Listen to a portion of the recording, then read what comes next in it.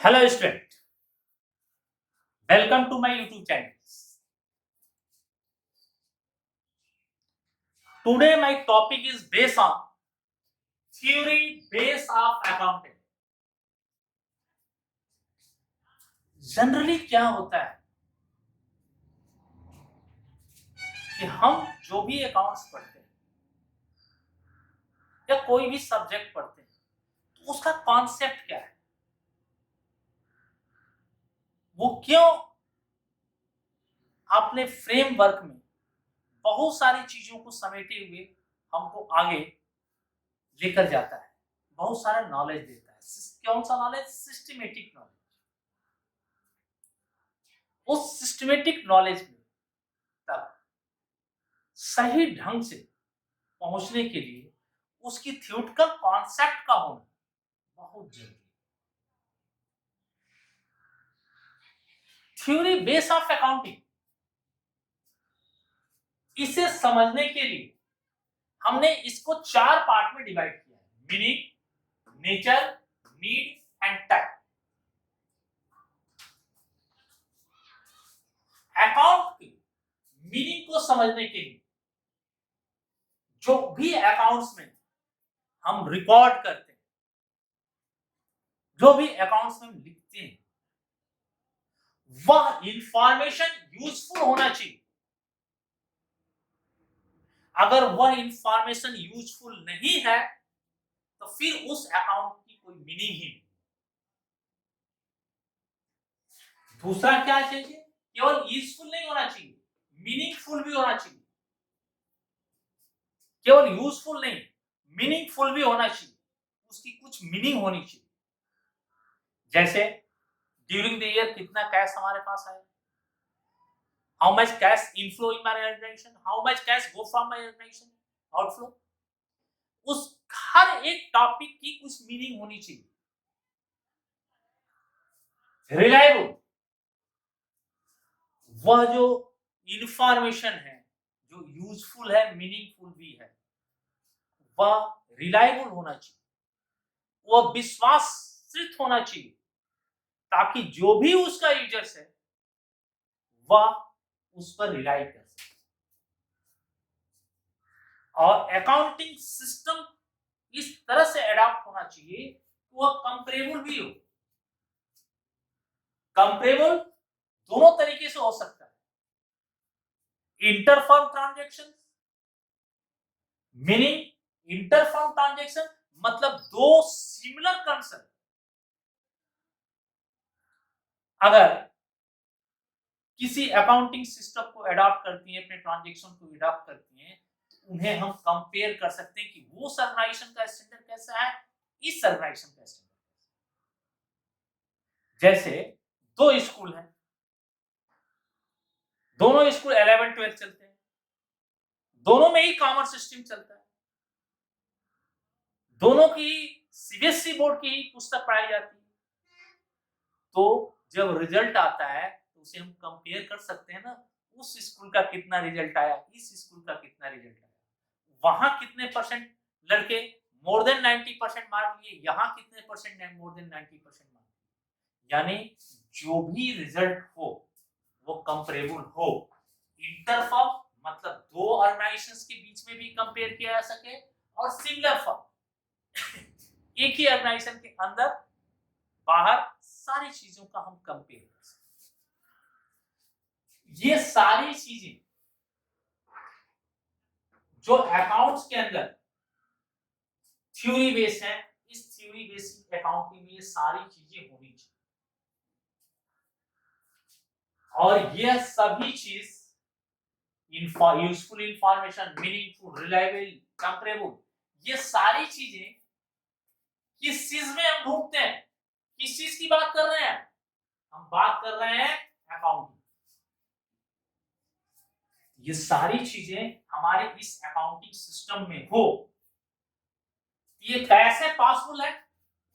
Possible only by financial statement. Financial statement के द्वारा ये पॉसिबल है। और फाइनेंशियल स्टेटमेंट जो है वह सभी ऑर्गेनाइजेशन के द्वारा, चाहे वो अकाउंट्स मेंटेन करने वाला कोई भी पर्सन, वो कॉन्सिस्टेंट होना चाहिए। जो अकाउंटिंग पॉलिसी आपके द्वारा अडॉप्ट की जाती है, वही अकाउंटिंग पॉलिसी दूसरे अकाउंटेंट के द्वारा भी अडॉप्ट की जाएगी, यानी अकाउंटिंग पॉलिसी सिमिलर। जो बेस है वह बेस ऐसा होना चाहिए कि दोनों का बेसिक प्रिंसिपल, दोनों का सिद्धांत सिमिलर हो, कॉन्सेप्ट दोनों का एक ही तरह का हो, कन्वेंशंस भी एक ही तरह से बनाया जाए। और ये सारी चीजें जो पॉसिबल है, वो पॉसिबल कौन करता है? Gap. Gap means general accepted accounting policy. Gap means general accepted accounting policy, यानी वह समान लेखांकन के सिद्धांत, पॉलिसी, रूल जो सभी ऑर्गेनाइजेशंस के अंदर अकाउंटिंग वर्क करने वाले जो अकाउंटेंट हैं उनके द्वारा अडॉप्ट किया जाता है। जब सबके द्वारा एक ही सिस्टम, एक ही फार्मूला, एक ही पॉलिसी, एक ही रूल्स, एक ही सिस्टम से फॉलो किया जाएगा, तो सब में ये सारी चीजें आएंगी। और ये जो है all accounting framework be developed by the GAAP and accounting standards. अब देखिए, जनरल एक्सेप्टेड अकाउंटिंग पॉलिसी इसके द्वारा अडॉप्ट की जाती है, जो सर्वमान्य है, सभी लोग अकाउंट पढ़ने वाले सारे लोग उसको अडॉप्ट करते हैं। इसके द्वारा टाइम टू टाइम, जैसे जैसे वो आगे बढ़ता है, वैसे वैसे वह उसमें किसी तरह का एरर्स या कोई कॉन्सेप्ट में कहीं कोई कंफ्यूजन होता है, इसे गैप अकाउंटिंग प्रिंसिपल, इसके द्वारा वो रेक्टिफाई किया जाता है। और उस पे कौन सा प्रिंसिपल, कौन सी पॉलिसी, अकाउंटिंग सिस्टम क्या अडॉप्ट किया जाए, ये ऑलवेज सबको गाइड करता है। और ये करता कैसे है? ये करता है अकाउंटिंग स्टैंडर्ड द्वारा।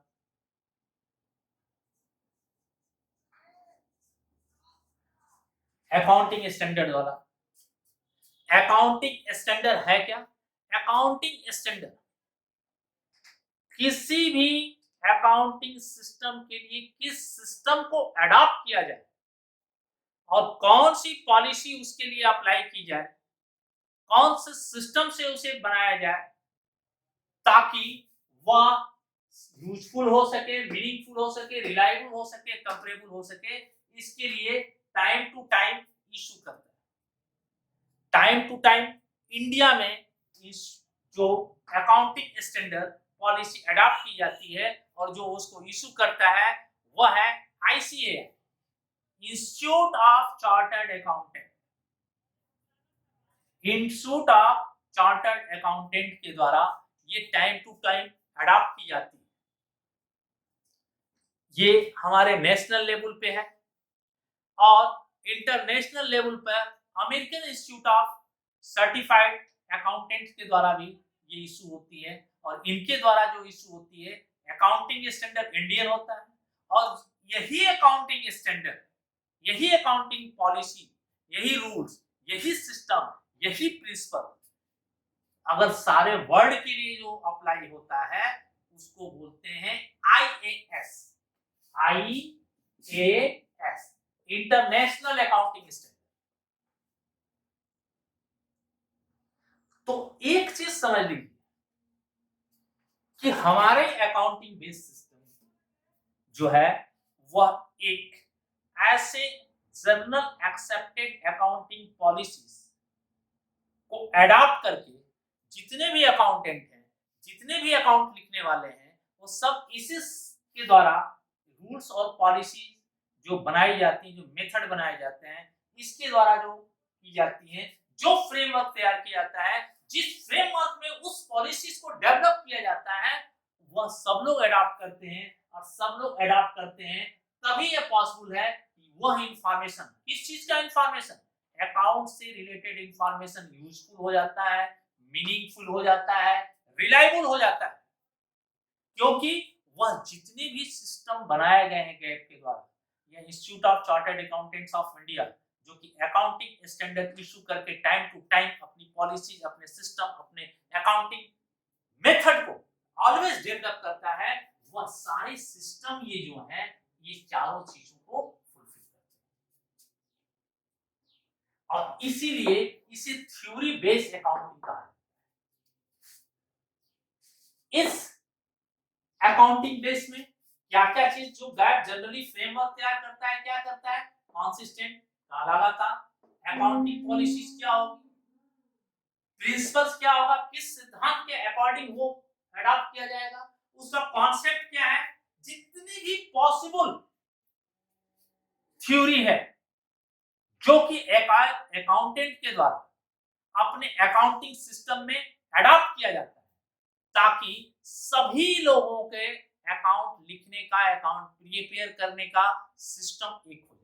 सपोज करो जब सबका सिस्टम ही एक है, एक ही तरह की स्टडी है, मान लो सैकड़ों स्कूल सीबीएसई बोर्ड, सैकड़ों स्कूल सीबीएसई बोर्ड हैं, तो सैकड़ों टीचर्स भी उनको पढ़ाते होंगे, सैकड़ों टीचर्स पढ़ाते होंगे, लेकिन सैकड़ों टीचर्स पढ़ाते हैं तो हमारे सीबीएसई बोर्ड ने एक कॉन्सेप्ट दे दिया कि आपको ये चैप्टर है, इस चैप्टर का कॉन्सेप्ट ये है, तो हर टीचर अपने स्टूडेंट को इसी कॉन्सेप्ट के बेस पर अपना कोर्स या सिलेबस तैयार कराएगा, और हर स्टूडेंट, हर स्कूल का स्टूडेंट उसी तरीके से उसको पढ़ेगा।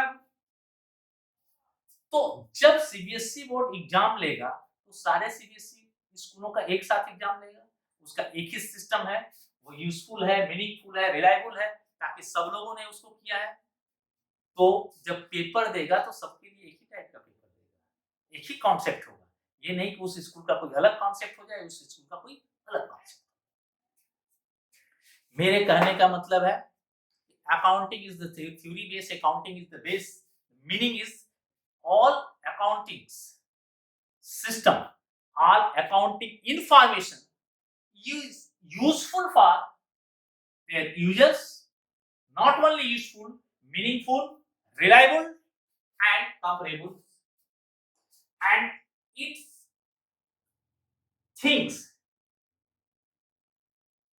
जो अडॉप्ट किए जाएंगे, अडॉप्ट होंगे, उसके लिए सबको एक ही सिस्टम से अपने अकाउंटिंग सिस्टम को मेंटेन करना पड़ेगा।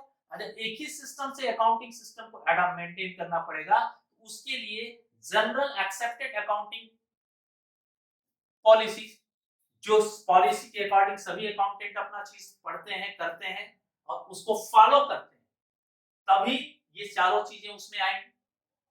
और इसके लिए time to time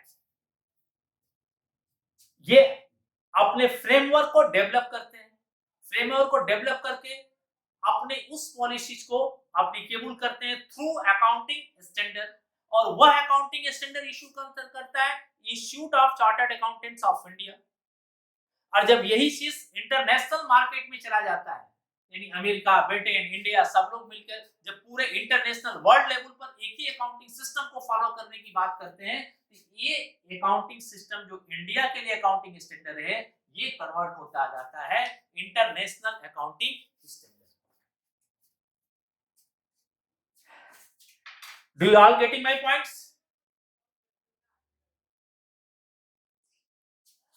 Next, nature. Accounting principles are not statics. जो अकाउंटिंग प्रिंसिपल है वो कोई स्टैटिक नहीं है जिसमें आंकड़ों को सजाना, लगाना हो। ये एक पॉलिसीज है, एक सिद्धांत है, उस सिद्धांत के बेस पर हम अपने बुक्स ऑफ अकाउंट्स में उसको रिकॉर्ड करते हैं अकाउंटिंग प्रिंसिपल्स के। Accounting principle are man made, जितने भी अकाउंटिंग प्रिंसिपल बनाए जाते हैं ये व्यक्तियों के द्वारा बनाए जाते हैं। ये कोई कंप्यूटर या ऑटोमेटिक सिस्टम नहीं है, उसमें डाल दिया कि क्या होगा और वो निकाल कर दे दिया। इसके पीछे बहुत थिंकिंग होती है, पास्ट में इस पर बहुत रिसर्च होता है, बहुत डिस्कशन होता है, तब कोई प्रिंसिपल अकाउंटिंग स्टैंडर्ड के रूप में कन्वर्ट होकर हमारे सामने आता है। ये है क्या? Man made. Accounting principle are generally accepted.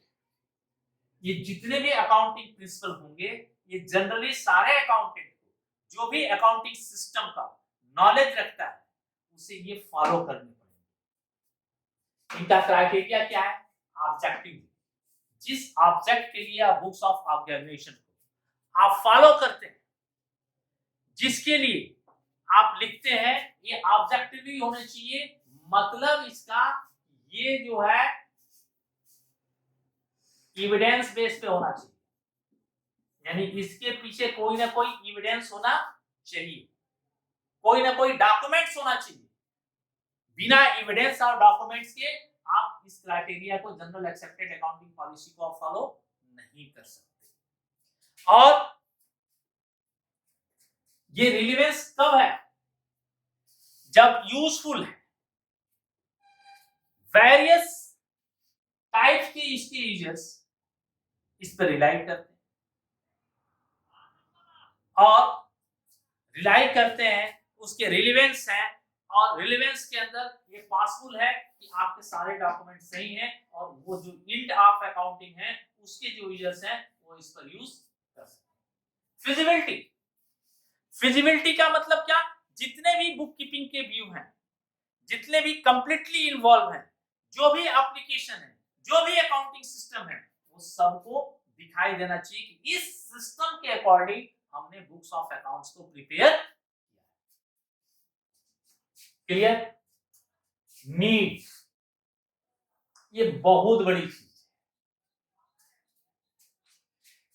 है। ये theory based accounting principle, accounting standard, general accepted and accounting policies की नीड क्यों हुई?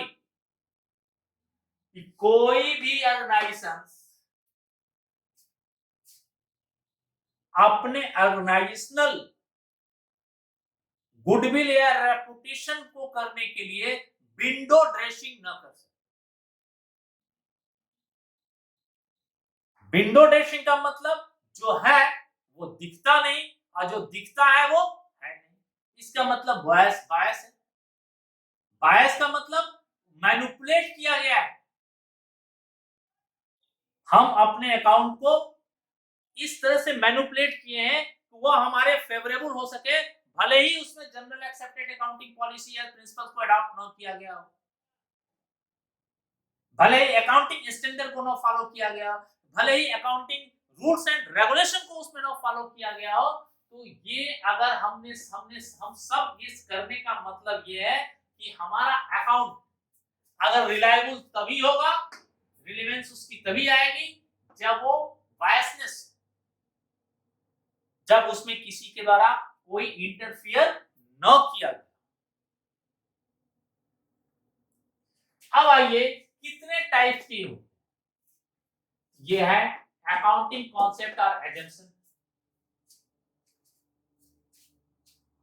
Basic principle, modifying concept.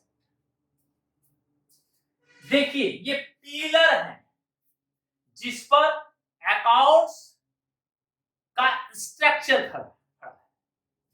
जितना स्ट्रांग ये पिलर होंगे उतना ही अच्छा आपका मकान ऊपर बढ़ेगा, उतना ही ज्यादा अच्छी आपकी अकाउंटिंग चीजें ऊपर की तरफ जाएंगी। अकाउंटिंग कॉन्सेप्ट और एजम्पशंस जो है इसमें कोई चेंज नहीं किया जा सकता। ये नो चेंजिंग, नो चेंज, यानी किस बेस पर ये बनाए गए हैं, ये जिस बेस पर भी आपकी पॉलिसीज या चीजें बनाई गई हैं, इसमें आप कोई चेंज नहीं कर सकते।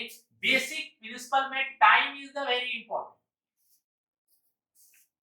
बेसिक प्रिंसिपल में टाइम का बहुत इंपॉर्टेंट है।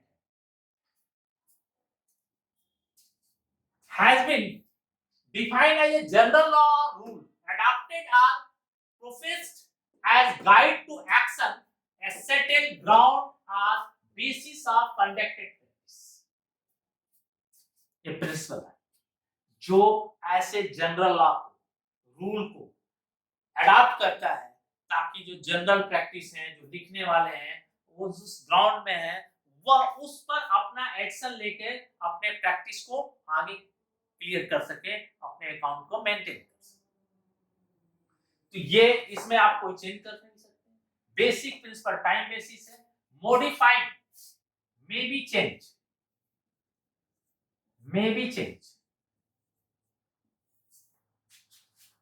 ये एक दो रूल्स ऐसे हैं, प्रिंसिपल ऐसे हैं, इसमें कुछ लिमिटेशन तक आप चेंज कर सकते हैं, इसके बाद ये चेंज हो ही नहीं सकता। ये time is the very important, यानी जो टाइम पर जो इवेंट हुई है करेक्ट उसी टाइम उसी डेट उसी टाइम पर वो ट्रांजैक्शन रिकॉर्ड होना चाहिए।